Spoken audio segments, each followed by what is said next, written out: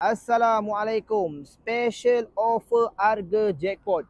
Harga asal 48,000, kita bagi harga pecah RM30,000 sahaja. Okey, tahun kereta 2016 Subaru Forester. Bang, yang ni all wheel drive abang tengok all wheel drive. Tahun kereta bukan 2006, bukan 2007. Yang ni 2016. Model facelift. So abang tengok kereta ni memang cantik macam baru lagi. So tayar dia pun tayar masih baru. Abang beli dan pakai saja. Okey, bahagian depan pun memang kereta ni cukup cantik. Nampak mewah, nampak sport. Tahun 2016, yang ni 2.0 liter enjin turbo bang. Okey. Dia punya laju memang berdesup. 0 hingga 100 tak sampai 10 saat. So abang tengok body kereta ni memang mantap. Cat kereta pun cantik.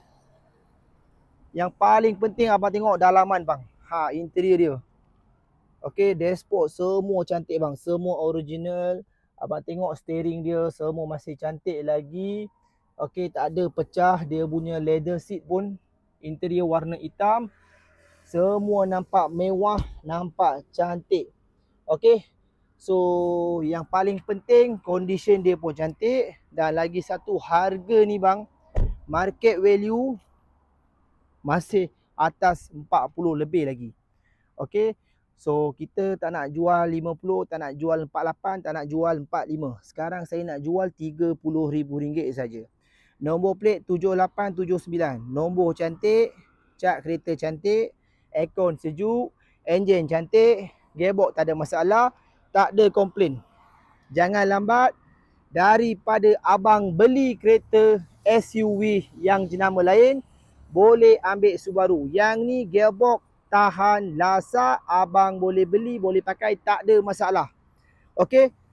Jangan lambat bang, kita ada sebiji saja Subaru Forester yang cantik, yang murah. Siapa cepat dia dapat. Assalamualaikum.